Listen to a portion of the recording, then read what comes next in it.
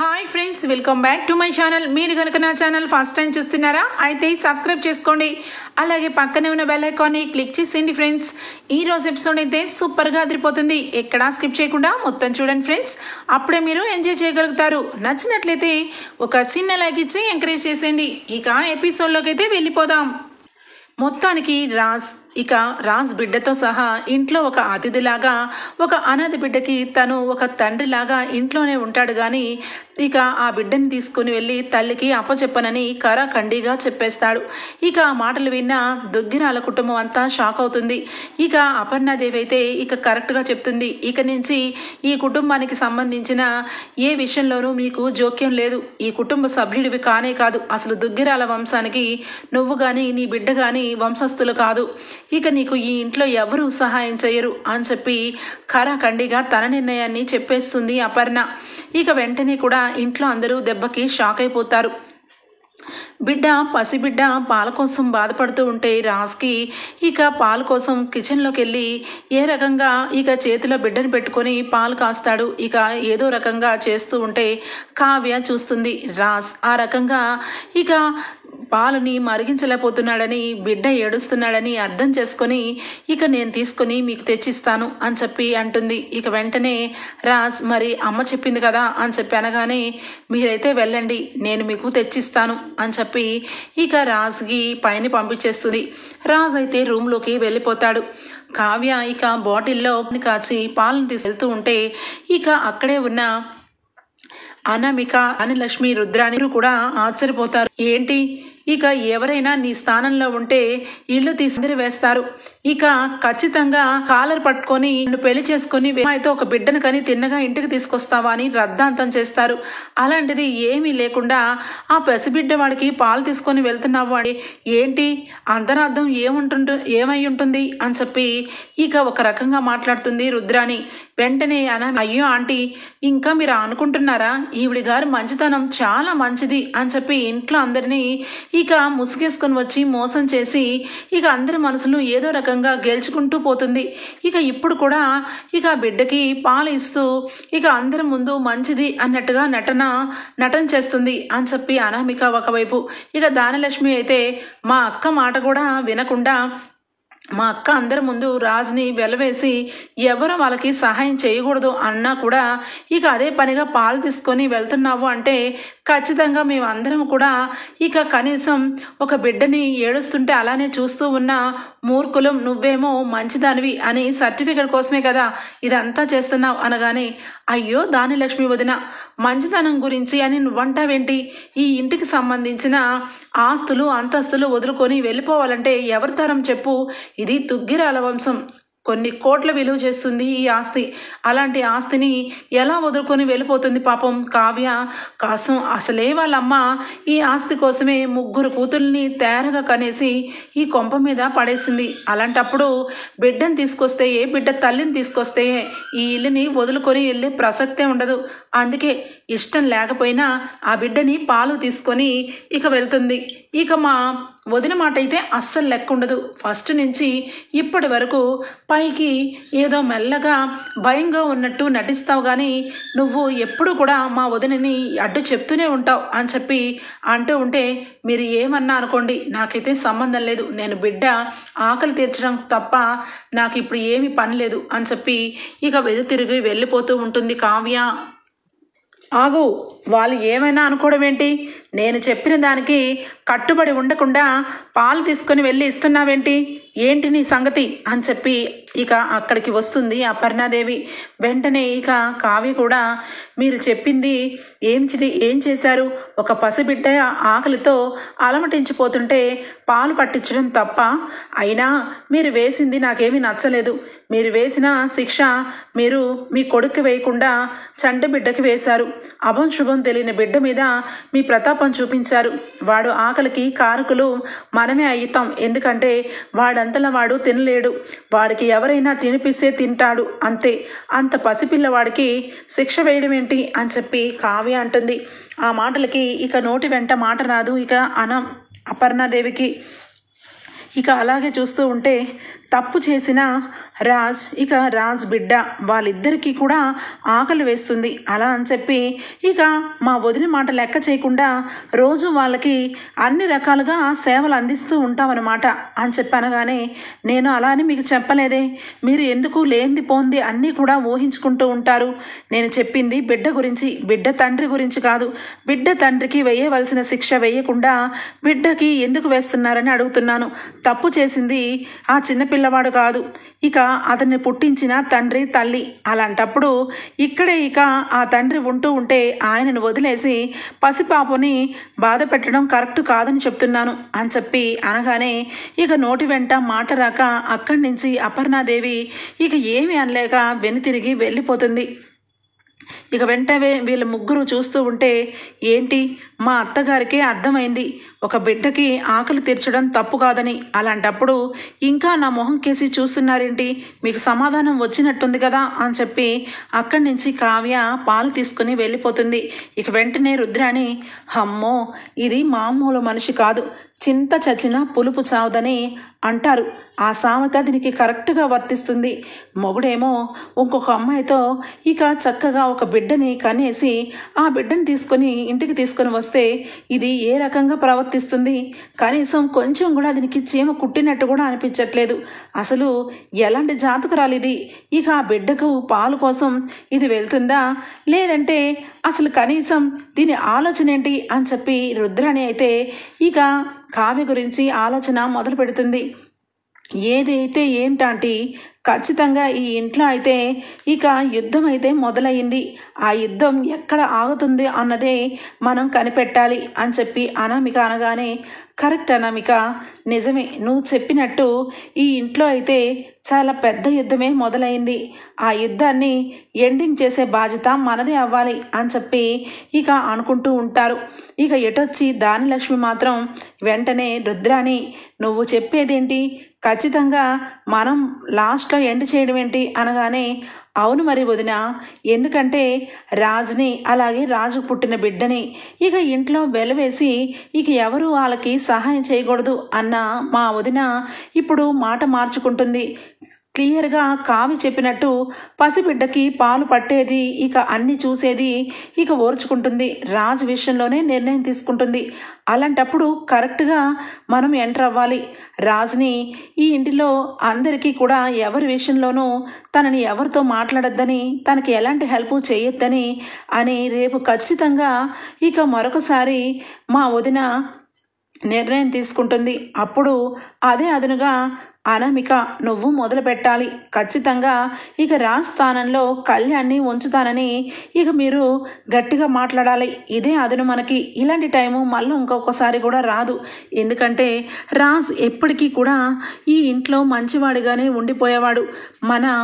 మన అదృష్టం ప్రకారమో ఏమో అసలు రాజ్ గురించి తెలియని విషయాలు ఇప్పుడు తెలుస్తున్నాయి అని చెప్పి అనగానే దానిలక్ష్మి, ఎంతైనా రాజుని ఆ రకంగా ఇంట్లో ఒక అతిథిలా చూడాలంటే కష్టంగా ఉంటుంది రుద్రాణి.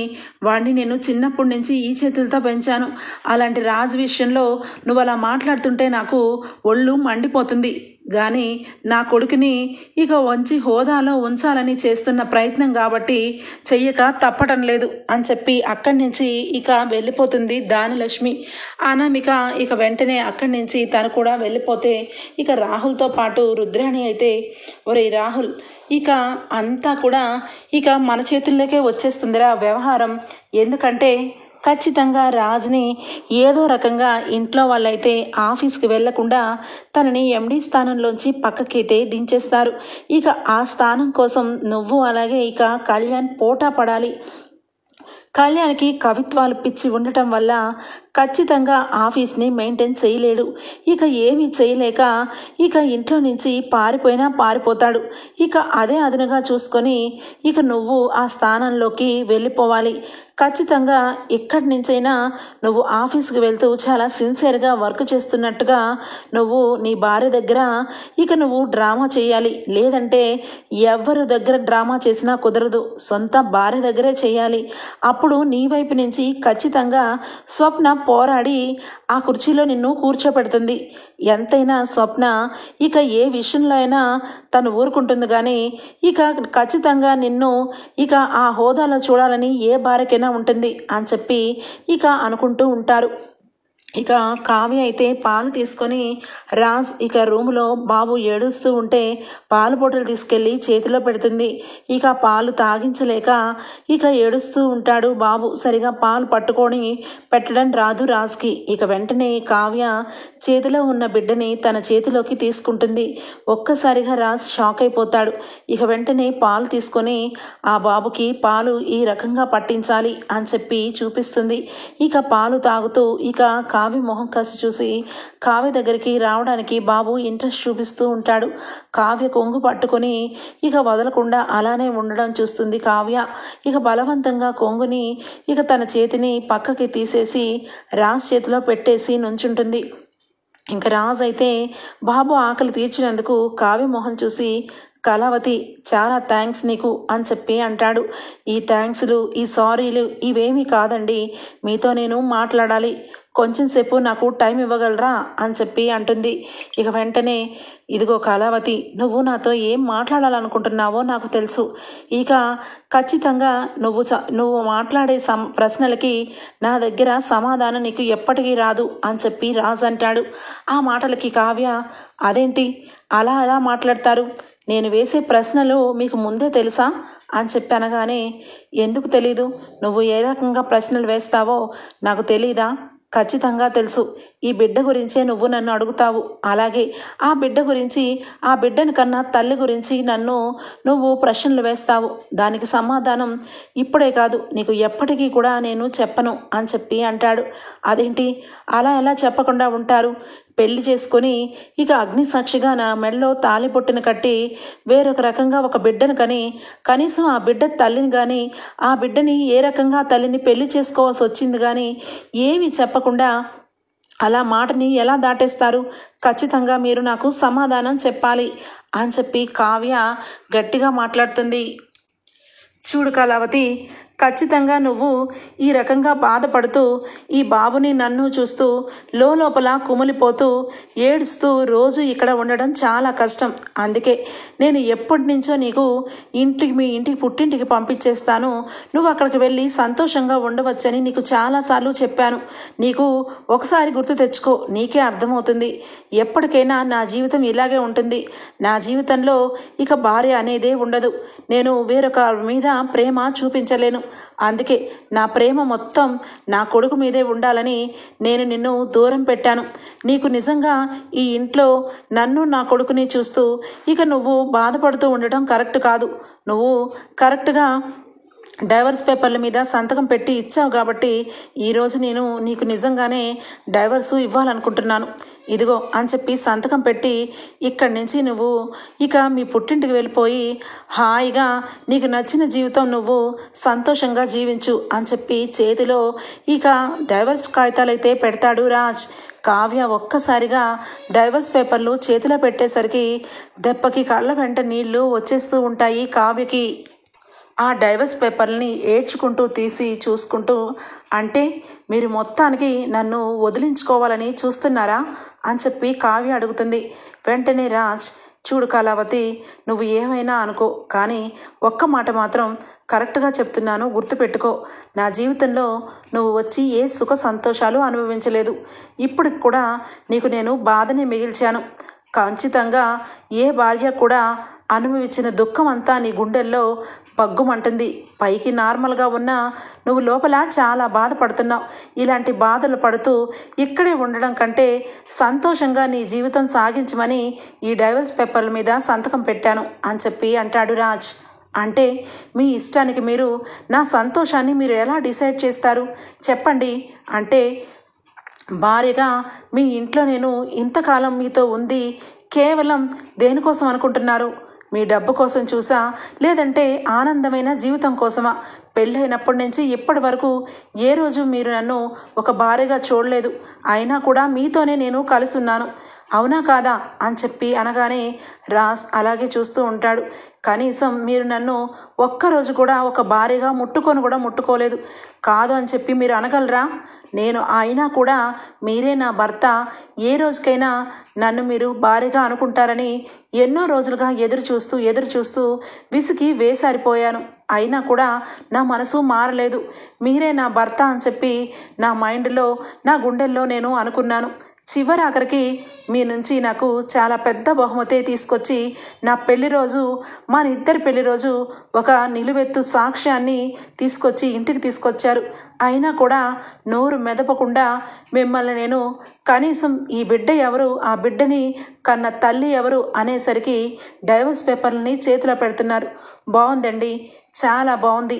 అంటే మీ బిడ్డ గురించి, మీ బిడ్డకు తల్లి అయిన మనిషి గురించి అడిగేసరికి మీ నుంచి నేను దూరం అయిపోవాలి, అంతే కదా అని చెప్పి చాలా ఏడుస్తుంది కావ్య.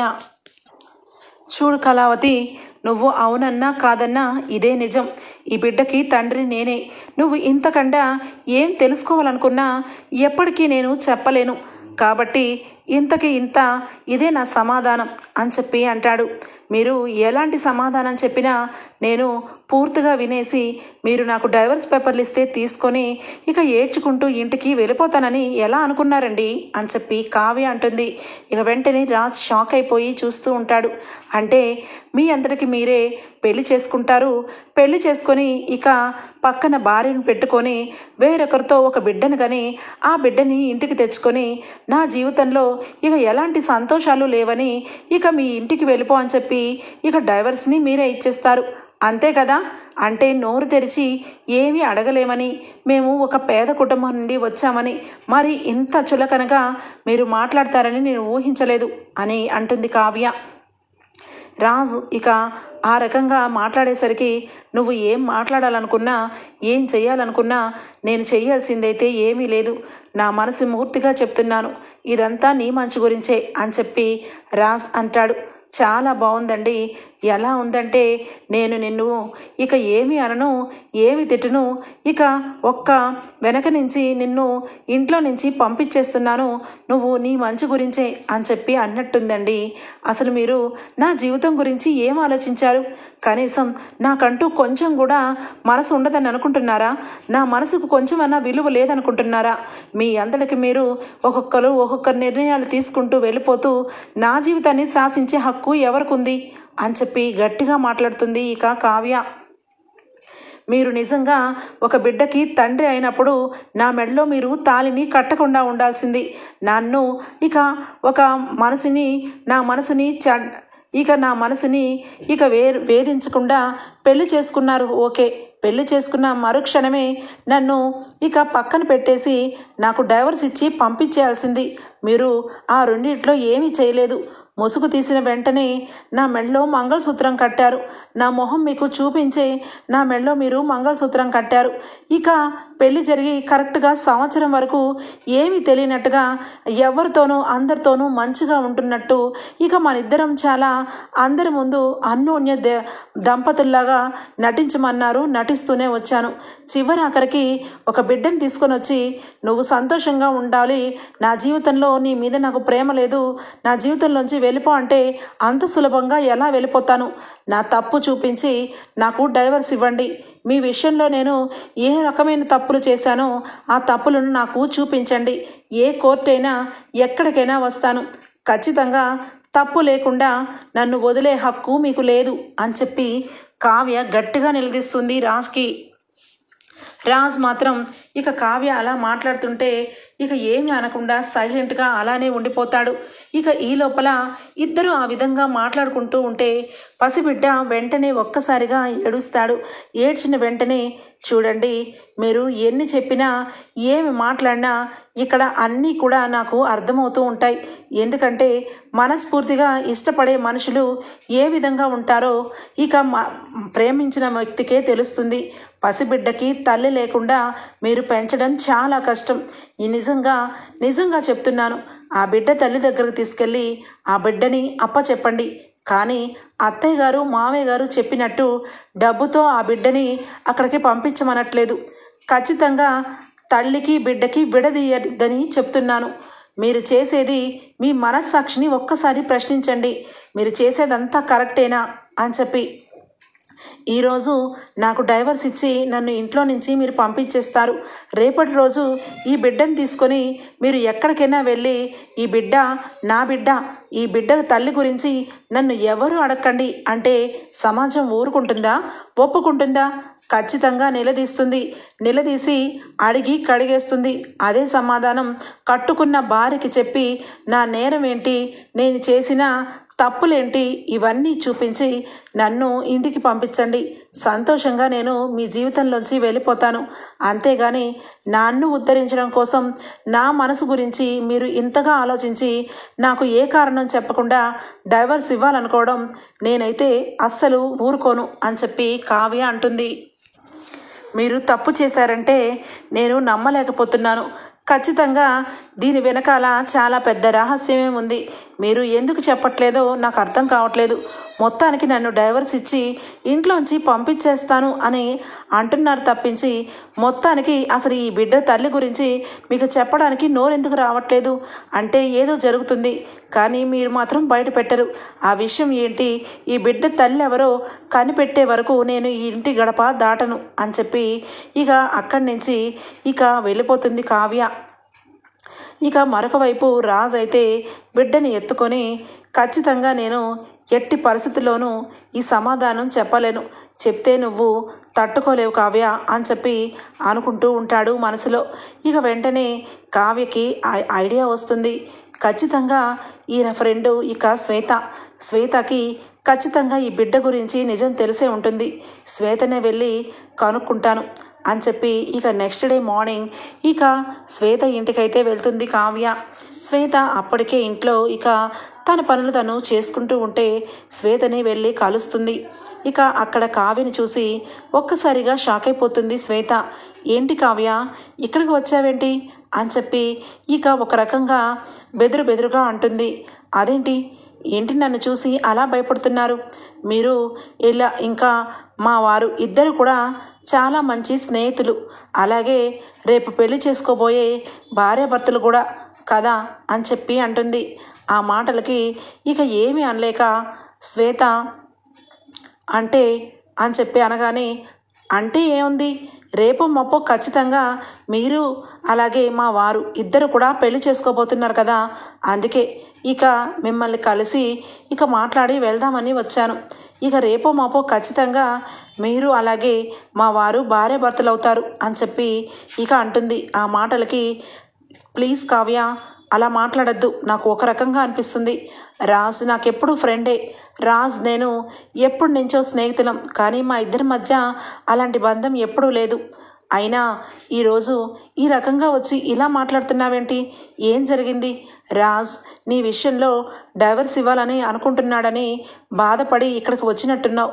నిజానికి నేనే నీకు ఫోన్ చేసి చెప్పాలనుకుంటున్నా, కానీ ఖచ్చితంగా ఏదో ఒక రోజు రాజ్ ఖచ్చితంగా నీ మీద ప్రేమని బయట పెడతాడని నేను కూడా వెయిట్ చేస్తున్నాను.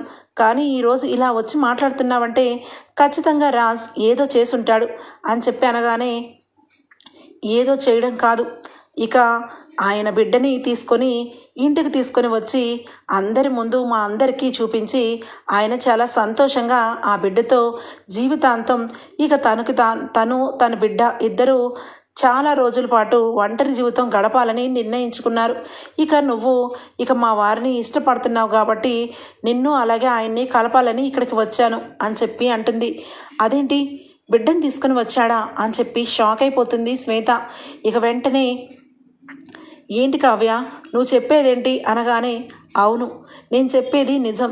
నా భర్త నిన్ను అడ్డు పెట్టుకొని నన్ను నా మనసు విరిచేయాలని కోరుకున్నాడు, కానీ నా మనసు విరగలేదు. ఆయన నిజంగా నిన్ను ఒక ఫ్రెండ్గానే చూస్తున్నాడని నాకు తెలిసి ఇక నేను ఆయన జీవితం నుంచి వెళ్ళిపోదామని అనుకున్నాను. కానీ చివరాఖరికి ఇక మా ఇంటికి పెద్ద మనిషి అయిన అమ్మమ్మ గారు ఇక డైవర్స్ పేపర్ల మీద సంతకం పెట్టి ఇవ్వమ్మా, ఖచ్చితంగా ఇక వాడి మనసులో ఉన్న ప్రేమ బయట పెడతాడు అంటే నేను డైవర్స్ పేపర్లు ఇచ్చాను. కానీ ఆయన నాకు డైవర్స్ ఇవ్వాలని ఆయన మనసులో ఎప్పటి నుంచో ఉంది, కానీ ఆయన బయటపడలేదు. నా వైపు నుంచి నేనే ఆయనకి డైవర్స్ పేపర్లు ఇచ్చేలాగా చేశాడు. కానీ ఇందులో ట్విస్ట్ ఏంటంటే మొత్తానికి ఒక బిడ్డని తీసుకొని వచ్చి ఆ బిడ్డ నా రక్తం పంచుకు పుట్టిన బిడ్డ, నాకు అలాగే ఆ బిడ్డకి తండ్రి కొడుకుల సంబంధం ఉంది, ఇక నా జీవితంలో ప్రేమ అనేదే లేదు, నువ్వు ఇక ఇక్కడి నుంచి వెళ్ళిపో, నువ్వు జీవితం హ్యాపీగా గడుపుకొని డైవర్స్ పేపర్ల మీద సంతకం పెట్టారు. అందుకే ఒకవేళ నిజంగా నీకు అలాగే ఆ బిడ్డకి సంబంధం ఉందేమో, అందుకే ఒకవేళ నన్ను ఇంటికి పంపించేస్తున్నారేమో అని చెప్పి అడగడానికి వచ్చాను. చూడు శ్వేత, దయచేసి నా భర్త వెనకాల ఆయన జీవితంలో ఏం జరిగింది, ఆయన జీవితంలో ఏ చీకటి కోణం ఉంది అన్నది నువ్వు చెప్తే బాగుంటుంది. లేదంటే ఇక మేమిద్దరం విడిపోయి ఒకరికొకరం ఇక ఒంటరిగా బతకాల్సిన సమయం వచ్చింది. దయచేసి నీ ఫ్రెండ్ జీవితంలో ఏం జరిగిందో చెప్పు అని చెప్పి కావ్య ఏడుస్తూ అడుగుతుంది. ఇక కావ్య మాటలు విని ఇక శ్వేత ఒక్కసారిగా షాక్ అయిపోతుంది. అంటే రాజ్ ఇక ఆ బిడ్డను తీసుకొని వచ్చి ఇక రాజ్ జీవితంలో ప్రేమే లేదని కావ్యకి చెప్పాడా? ఇక రాజ్కి పిచ్చి పట్టిందా ఏంటి అని చెప్పి శ్వేత ఇక వెంటనే కూడా, కావ్య నీ దగ్గర ఈ విషయం చెప్పడం కంటే కుటుంబ సభ్యులందరి ముందు ఈ విషయాన్ని చెప్తాను, పద ఫస్ట్ అని చెప్పి కారు ఎక్కించుకొని కావ్యని తీసుకొని దుగ్గిరాల వారి ఇంటికి వస్తుంది శ్వేత. ఇక శ్వేత వెళ్ళేసరికి దుగ్గిరాల వారు అందరూ కూడా హాల్లో కూర్చొని ఉంటారు. శ్వేత స్పీడ్గా వెళ్ళి రాజ్ని గట్టిగా పిలుస్తుంది. అక్కడే ఉన్న అపర్ణ ఎవరు నువ్వు అనగానే, ఆంటీ మీకు నేను కొన్ని విషయాలు చెప్పాలి, నేను రాజ్ ఫ్రెండ్ని అని చెప్పి చెప్పడంతో ఒక్కసారిగా కుటుంబ సభ్యులందరూ ఏం నిజం చెప్తుందా అని చెప్పి ఆశ్చర్యంగా చూస్తూ ఉంటే రాజ్ ఈ లోపల బిడ్డని ఎత్తుకొని కిందకి వస్తాడు. ఏంటి రాజ్ ఏం చేస్తున్నావు? నిజానికి నువ్వు నీకు నువ్వే శిక్ష వేసుకుంటున్నావేంటి? ఇంట్లో అందరి ముందు చెప్పవలసిన నిజమేంటి, నువ్వు చెప్పిన నిజమేంటి? నీ ఫ్రెండ్ కొడుకుని నీ కొడుకుగా ఎందుకు చెప్తున్నావు అని చెప్పి అనగానే ఇంట్లో అందరూ కూడా ఆశ్చర్యపోతారు.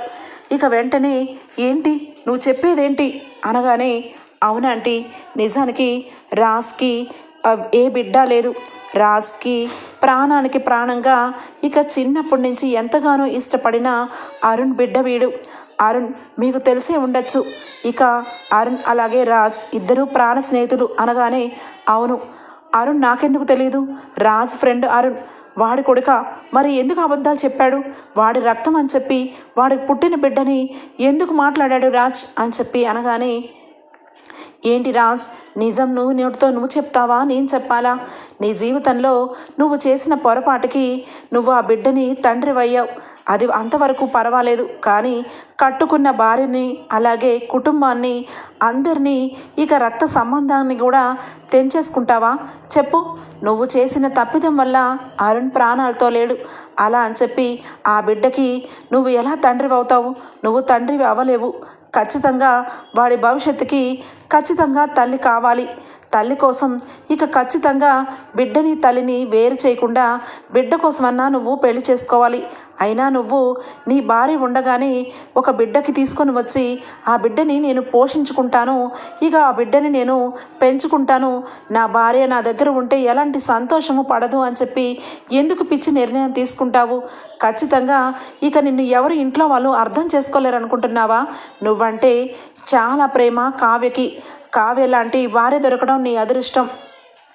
నిజానికి నువ్వు ఏ తప్పు చేయలేదు, కానీ అందరి ముందు తప్పు చేసిన వ్యక్తిలాగా ఇక అనాథలాగా బతకవలసిన అవసరం ఏంటి అనగానే, అవును శ్వేత నువ్వు చెప్పింది 100కి 100% కరెక్టే, కానీ నా వల్ల కళావతి జీవితం పాడవకూడదు. ఈ బిడ్డకి నేను తండ్రిని, అంతెందుకు ఈ బిడ్డ నాకు పుట్టిన బిడ్డనే నేను అనుకుంటాను. ఎందుకంటే వాడి కన్న తండ్రిని ఆ తన్న తల్లిని పొట్టని పెట్టుకున్నాను. అలాంటప్పుడు వాడి బాధ్యతల్ని నేనే తీసుకోవాలి, నేనే మోయాలి. కానీ ఆ దేవుడు ఎప్పుడొకప్పుడు ఖచ్చితంగా తప్పు చేసిన వ్యక్తికి శిక్ష వేస్తాడు. ఇక ఏదో ఒక రోజు ఖచ్చితంగా పోలీసులు నన్ను తీసుకొని వెళ్ళిపోతారు. అప్పుడు ఈ కావ్య జీవితం ఏమవుతుంది? ఈ కళావతి నా మీద పెట్టుకున్న ఆశలన్నీ అడియాసలు చేసిన వాడిని అవుతాను. ఖచ్చితంగా నేరం చేసిన వ్యక్తికి ఇక శిక్ష తప్పదు. నేను ఇక జైలుకు వెళ్తాను. ఖచ్చితంగా కళావతి ఒంటరిది అయిపోతుంది, తన జీవితం ఇక పాడైపోతుంది. అందుకే నా మీద తనకి ద్వేషం కలగాలని ఇంట్లో అందరి ముందు నేను తప్పు చేసిన వాడినని ఇక సృష్టించుకున్నాను. ఇక ఏదో ఒక రోజు ఖచ్చితంగా ఇక కళావతి నన్ను వదిలి వెళ్ళిపోతే తన జీవితం బాగుపడుతుందని ఇగో ఈ రకంగా చెప్పాను. నిజానికి ఈ బిడ్డ నా ఫ్రెండ్ బిడ్డ అని చెప్పి ఇంట్లో అందరి ముందు రాజు అయితే చెప్తాడు.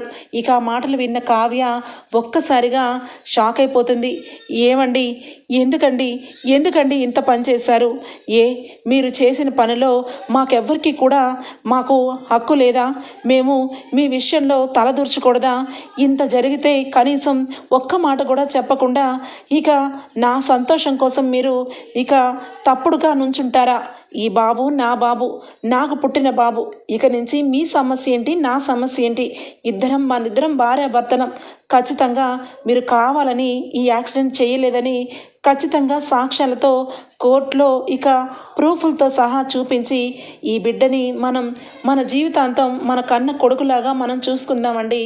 అంతే తప్పించి నన్ను వదిలి మీరు ఉండగలరా? మిమ్మల్ని వదిలి నేను ఉండగలనా అని చెప్పి ఇక కావ్య రాజులైతే ఇద్దరు కూడా నిజం తెలుసుకొని ఒక్కటే అయిపోతారు. ఓకే ఫ్రెండ్స్, ఎపిసోడ్ అయితే ఇంతటితో ఎండ్ అయిపోతుంది. రేపటి ఎపిసోడ్లో కలుద్దాం ఫ్రెండ్స్. అంతవరకు bye, take care, thank you for watching.